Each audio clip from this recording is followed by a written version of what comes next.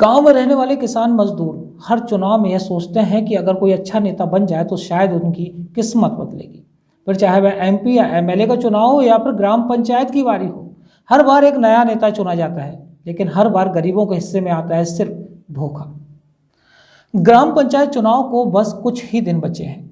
जल्द ही तारीख की घोषणा होते ही दिनों की उल्टी गिनती भी शुरू हो जाएगी। जल्द ही प्रधान प्रत्याशी वोटरों के चरणों में लेटे दिखाई देंगे।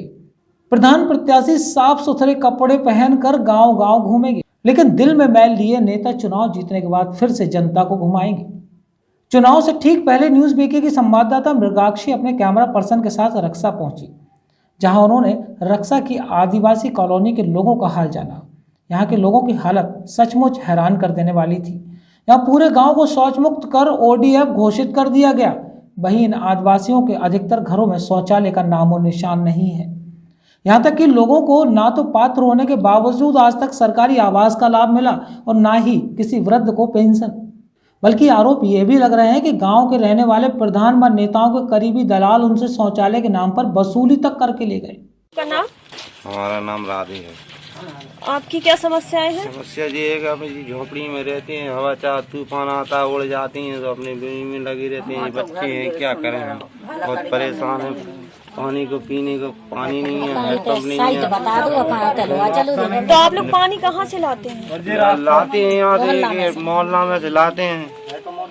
हैंडपंप कोई बिगड़ जाता है तो कहीं कुआं देखते हैं, कहीं पे इनने फार्म भरवाला है, हमारे पैसा ले ला इनने, हमारे कुटी ले आई ना कुछ 3 बाल बच्चे हैं। किसने पैसे ले लिए? नरेश ने। ये नरेश कौन है? कहीं हम फार्म भर रहे थे, देखो हमें ऐसे गाँव में रह रहे 3 बाल बच्चे हैं हमारे। वो काको अनाज को पर्ची नहीं है, हमारी कछु नहीं है, हमें वो बूट हम बराबर डाल रहा है। अब इस वृद्ध महिला को ही देख लीजिए, जो अपने जीवन के तकरीबन 80 बसंत देख चुकी है, लेकिन आज भी विकास के आस के इंतजार में है कि शायद कोई ईमानदार प्रधान बनेगा जो उसे पेंशन दिलाने के साथ साथ गांव में नल, बिजली, सड़क जैसी मूलभूत सुविधाएं प्रदान करेगा। इस वृद्धा की तो उम्मीद यह भी है कि प्रधानमंत्री मोदी की महत्वाकांक्षी आवास योजना से भी शायद उसे पक्का घर मिल जाए। उसकी उम्र का तो अब कोई भरोसा नहीं, लेकिन कम से कम उसके बच्चों और नाती पोतों के सिर पर एक पक्की छत तो हो जाएगी। आपकी क्या दिक्कत है? दिक्कत तो सब ही है। हमें ये लोग सबके घर मरद जब बन गए, हमें नन्ना कछ गई नन्ना, हम लकड़िया में लटा बिलाप दिन के दे लो जागा नाप गए, ओ दे लो जे कारट ले गए, सबका लाव के लग नन्ना उमर की महीना में मिली थी। पेंशन तो काफी नहीं आ रही, पेंशन तो सब बंद है, सब बंद है। अब बता लो, हम पे बंद नहीं रहा, करिया ही रह गई, झूठे रह गए।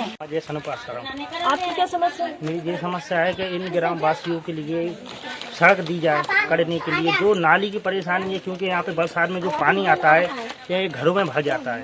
तो यहाँ नाली और सड़क दोनों ही नहीं है? दोनों नहीं है, क्योंकि आपको यहाँ पे सामने दिखा रहा है, यहाँ पे घरों में भर जाता है। यही सड़क दी है आधी दूर तक, वहाँ पे सड़क बनाई उन लोगों ने और उसके बाद छोड़ दिया। कह रहे थे कि वो टेंडर यही पास हुआ है और वो बाद में होगा, तो आधा या तो पूरा काम नहीं करते, या तो कर रहे हो तो पूरा काम करो, मतलब आधा काम करे। यहाँ से पानी आता है, इन सब लोगों के घरों में भर जाता है।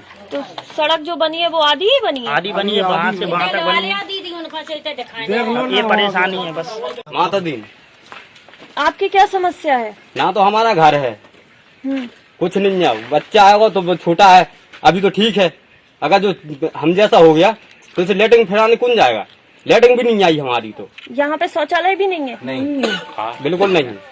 और क्या क्या समस्याएं हैं? ये सड़क है कि पानी मानी की समस्या है कि कुछ भी नहीं है यहाँ पे। वोट मांगने के लिए सब आ जाते हैं, कहते हैं कि वो हम जो कर देंगे वो कर देंगे, कुछ नहीं करते हैं। तो आपने उन लोगों से कहा नहीं? कहा, सब कहा, लेकिन वे सुनते कहाँ। अगर समाज सेवियों की माने तो पूर्व प्रधान ने जो पिछले समय में काम किए हैं वो विकास कार्यों में सिर्फ भ्रष्टाचारी की गई है। जनता पूरे 5 साल चुनाव के बाद उनसे मिलने को तरस गई। झांसी मुख्यालय से सटे गांव की हालत इतनी खराब है कि बरसात के मौसम में लोगों का जीना दूभर हो जाता है, तो वहीं गर्मी में लोग पानी के लिए त्राही त्राही करते हैं। कई शिकायतों के बाद भी हैंडपंप सही नहीं होता, बल्कि इस बस्ती में तो काफ़ी दूर तक कोई हैंडपंप ही नहीं है, जबकि प्रधान ने अपने चहेते लोगों के घरों के पास कई हैंडपंप लगवा दिए। रक्सा गांव के लोग इतने नाराज हैं कि अब वह पूर्व प्रधान जैसे व्यक्ति को बिल्कुल देखना पसंद नहीं करते। राजन सिंह राजपूत। यहाँ क्या क्या समस्याएं हैं? ये मैडम रक्षा की आदिवासी कॉलोनी है और समस्याओं के देखिए यहाँ समस्या ही समस्याएं हैं।